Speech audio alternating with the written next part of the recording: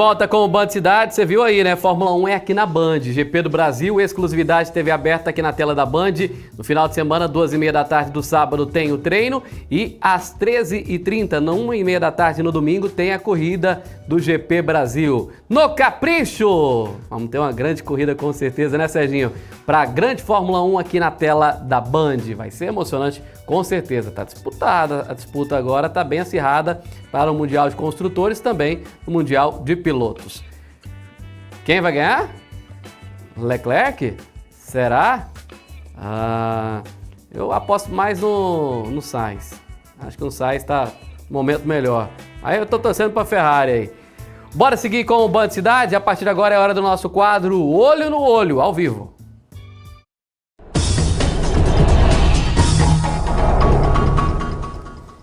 E hoje no nosso quadro Olho no Olho, eu estou recebendo o Everton Moraes, contador, especialista em contabilidade, para explicar para a gente sobre regimes tributários. Estamos chegando agora já na reta final do ano, já vamos entrar em novembro e muita gente ainda indeciso do que fazer para modificar o seu regime ou de se enquadrar no regime correto para 2025. E essas dúvidas vamos esclarecer a partir de agora. Obrigado pela participação, Everton, boa tarde. Boa tarde, Rômulo. Boa tarde, telespectadores do Band Cidade. É um prazer estar aqui com vocês. Todo nosso. Ô Everton, vamos começar falando sobre o MEI, né? O que é o MEI hoje e quem se enquadra nesse regime? Então, o MEI ele foi instituído com a Lei 123 em 2006, né? O intuito dele era trazer formalização aos autônomos e também levar a eles a possibilidade de ter uma interação com a Previdência, né? Então, ele é voltado para autônomos, para que esse pessoal se formalize, né? O intuito social é a formalização dos autônomos. Então, quem que se enquadra? Todo aquele prestador autônomo que tem um pequeno faturamento, né? Que não exerce uma atividade técnica profissional. O que é uma atividade técnica profissional? Atividade médico, advogado, nutricionista, psicólogo, engenheiro, tudo isso é atividade técnico profissional. Essas atividades não se enquadram no MEI. Agora, todas aquelas atividades profissionais que não dependem de um currículo, elas têm encaixamento e enquadramento dentro do MEI. Então, um padeiro, um pedreiro, né, um cabeleireiro, um esteticista, esse grupo de pessoal que não tem uma atividade curricular, ela se enquadra dentro do MEI. É uma forma daquela pessoa que tem ali um negócio ainda individual, pequeno, né? Uma pessoa que trabalha, por exemplo, como manicure, pedicure, faz ali o trabalho de forma individual, vai até a casa das pessoas, possa estar legalizada também e ter o seu parâmetro. Perfeito. Essa interação social dessa lei trouxe a esse pequeno empresário a possibilidade dele se formalizar e ele prestar um serviço e oferecer uma nota fiscal desse serviço. Então, o intuito do MEI é esse, trazer esse benefício. Porém, tem algumas limitações, né, que é o faturamento. Então, esse pequeno empresário ele pode faturar anualmente no máximo até R$81 mil por ano. Se ele faturar acima desse valor, ao desenquadramento, ele tem que transformar o seu MEI em uma empresa de regime normal. Esse R$81 mil, ele é por ano, né? A pessoa, por exemplo, ela pode emitir, vamos supor, R$5 mil de nota no mês, no outro emitir 10. O que ela não pode é, no final do ano, passar do 81. Perfeito. É esse mesmo raciocínio. Não pode extrapolar os 81 mil. No caso do MEI, a pessoa que está acompanhando a gente agora, por exemplo, e quer se formalizar, tem ali, vende o seu salgado, vende o seu suco, quer formalizar, quer criar ali o seu CNPJ. Essa pessoa, ela vai cadastrar e ela tem uma taxa fixa por ano, por mês, por ano? Como é que funciona? A única taxa que ela paga é uma taxa de em torno de R$80. Cada atividade, prestação de serviço é um valor, comércio é outro, indústria é um valor, mas vai entre R$72 a R$80 por mês. É a taxa que ela paga para ter essa formalização. Que é fixa. Que é fixa. E essa taxa, ela contribui para o INSS. Então, a pessoa que se formalizou, ela está amparada pelos direitos do INSS. Tá, até nisso ela se assegura, né? Sim. Hoje, por exemplo, vamos colocar aqui um exemplo prático para as pessoas entenderem. Se eu tenho ali, por exemplo, um vendedor ambulante, que não tem ali a formalização para vender os seus produtos, não tem carteira assinada, ele não tem amparo nenhum. Mas se ele faz ali o sistema do MEI, Deus o livre, acontece um acidente, ele tem esse amparo. Exatamente. Então, se ele acontecer um acidente, alguma coisa, ele pode requerer aos benefícios previdenciários.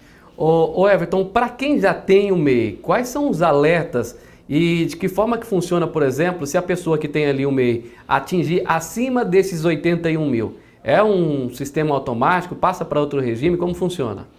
Então, Romulo, como que funciona?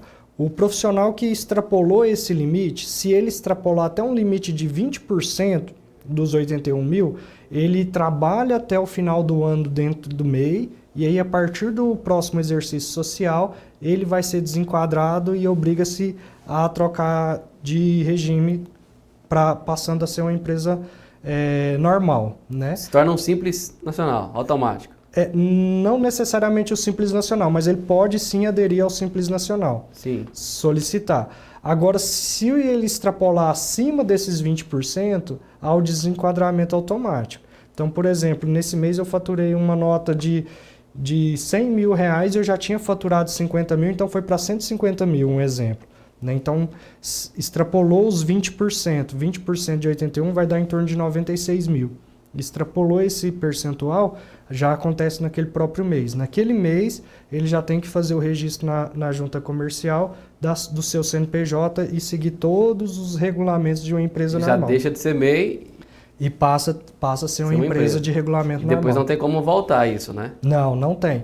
Todo empresário que tem um CNPJ registrado no seu nome, ele não pode ter um CNPJ e um MEI. Automaticamente já desenquadra. Isso E a partir do momento que ele já foi para CNPJ, ele não consegue voltar a ser MEI?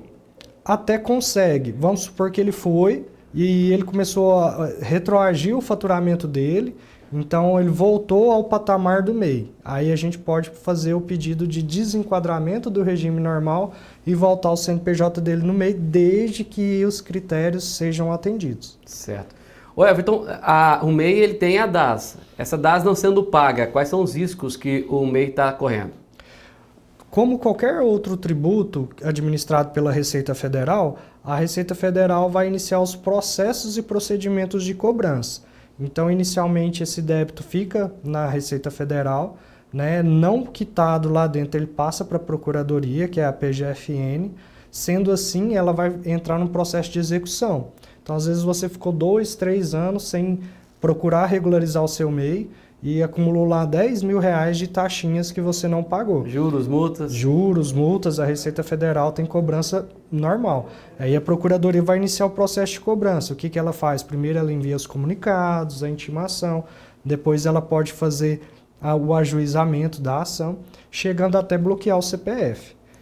Vamos falar agora sobre o Simples Nacional, né? O Simples Nacional é um segundo regime ali. É aquela pessoa que tem uma empresa menor e que às vezes tem ali um funcionário ou não e que abre ali o Simples Nacional. Quem que se enquadra nesse Simples Nacional? O Simples Nacional ele é mais amplo. Apesar dele ter sido criado junto, na verdade ele foi amplificado junto com essa Lei 123 de 2006 que instituiu o MEI. Ele está disposto a pequenas empresas de pequeno porte e microempresas também, né? Que o faturamento para se enquadrar lá dentro da empresa vai até de 4 milhões e 800 mil. Mas eu sou um profissional que cuido bem das minhas empresas que estão dentro do regime tributário Simples Nacional. Então, o que eu faço? Eu olho e analiso, faço o planejamento tributário para ver se existe viabilidade do empresário continuar nesse regime. Porque o Simples Nacional ele é um excelente regime para quem fatura valores baixos, que começa com alíquotas muito pequenas. A partir do momento que você vai crescendo o seu faturamento, as faixas vão aumentando e o percentual de cobrança se torna muito alto. Então, às vezes, você acha que assim, eu tenho uma empresa que não fatura tanto, porém eu estou com a alíquota X ali, 12%, 13%, 14%, e o meu regime é Simples Nacional. Às vezes, esse não é o melhor regime tributário para a sua empresa. Então, o regime do Simples Nacional ele é voltado para pequenas empresas, né, empresas de pequeno porte e microempresas. O que enquadraria ali em torno de faturamento? Uns 300, 400 mil?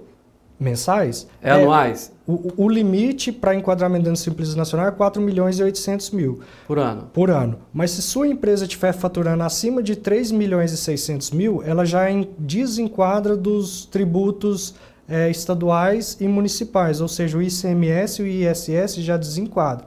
Isso faz com que a alíquota da sua empresa fique muito alta. Aí já deixa de ser interessante. Já deixa de ser interessante. Então, todo responsável técnico, contador e empresário tem que ficar atento a essa questão de desenquadramento. Então, a empresa que está chegando perto dos 3 milhões e 600 mil, já talvez não seja tão interessante continuar dentro do Simples Nacional. De repente, o empresário escuta falar lucro presumido e lucro real. Quais as diferenças desses dois regimes e o que é de benefício para determinada área e de benefício para outra área em relação às duas situações? É muito interessante essa pergunta, Romulo, porque todo mundo acha que existe um padrão em escalonamento.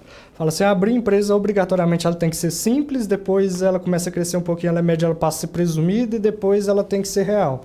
E isso não é verdade. Você pode iniciar uma empresa já no regime do lucro real. Vai muito de segmento? Vai muito de segmento. Então, o lucro presumido, ele é um regime tributário onde o governo estabelece presunções de lucro para aplicação do cálculo do tributo. Certo. Então, não importa o quanto a empresa de fato está tendo lucro, importa a presunção do governo. Então, esse é um regime tributário que ele é viável para atividades que têm margens de lucros muito altas. Né? Então, todos os ramos de atividades que têm uma margem de lucro alta, a melhor adoção do regime tributário é o presumido. É utilizar a presunção do governo, e sua margem é superior que a presunção do governo, então ali está o seu ganho. Né? Já o lucro real, o que ele faz? Ele permite que você apure o imposto de renda e a contribuição social em cima do seu resultado de fato. Então, se sua empresa teve um resultado econômico com prejuízo, por exemplo, você não paga imposto de renda nem contribuição social. Então, isso faz com que a carga tributária diminua muito. Ah, não, minha empresa está com faturamento e um resultado econômico muito alto. Aí sim você vai pagar um imposto de renda e uma contribuição social alta. Então, existe planejamento tributário exatamente para a gente fazer o estudo sobre o seu negócio, para falar, olha, o melhor regime que se enquadra é o presumido, ou não, é o real, ou é o Simples Nacional, desde que enquadra nas características do Simples. Então é importante que você procure um profissional que tenha capacidade de fazer esse estudo para te ofertar o melhor regime tributário a ser seguido. Né? Então eu falo para o empresário, não existe o regime tributário padrão. Não é uma receita padrão para todos. Não, às vezes eu tenho uma empresa que é um comércio de calçados, por exemplo, que tem um baixo custo administrativo. Então, meu resultado, o lucro é alto. Às vezes o lucro real não tem a mesma viabilidade que talvez o mesmo loja de calçado do meu lado, que tem um alto custo operacional, o lucro real talvez já seja mais viável para esse ramo, que é igual, porém a estrutura interna de cada um é diferente. Então essa dá mais resultado econômico e essa dá menos resultado econômico. Então esse estudo é o que a gente faz não só por ramo de atividade, mas por empresa, para saber se aquela empresa tem viabilidade ou se aquela empresa não tem viabilidade naquele regime tributário. Tá certo. Além da questão de faturamento, o que hoje faz excluir uma pessoa do MEI ou até mesmo do Simples Nacional, Everton? Para ter exclusão ali do regime. Do MEI, de tempos em tempos, o governo, se a pessoa está com débitos há 5 anos que não movimenta, não retira nenhuma nota e não paga nenhum tributo, o próprio governo vai lá e faz o cancelamento do MEI. Automático. Do Simples Nacional, existem vários critérios para desenquadramento. Por exemplo, coloquei uma atividade que não é permitida. Então, naquele ato que eu coloco a atividade ao desenquadramento do Simples Nacional.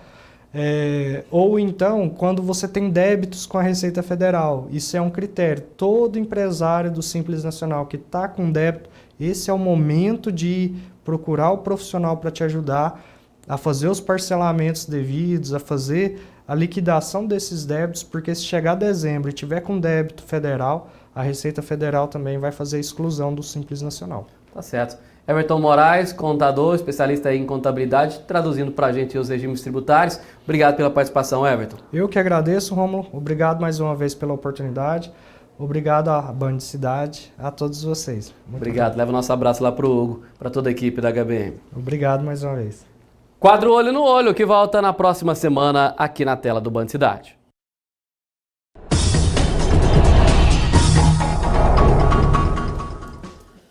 Bora continuar com o Band Cidade, enquanto você participa aí no 9956-1013, 9956-1013, daqui a pouco tem você na Band. Já mandou sua participação? Se ainda não, manda que dá tempo, tá bom? Olha, a Polícia Militar prendeu um homem que estava realizando diversos roubos aqui em Rio Verde. Daqui a pouco a gente vai mostrar esse caso com o Paulo Vitor Fagundes. Antes a gente vai para o intervalo rapidinho e já a gente volta com muito mais informação. Até 2h30 da tarde, olho no olho na tela da Band.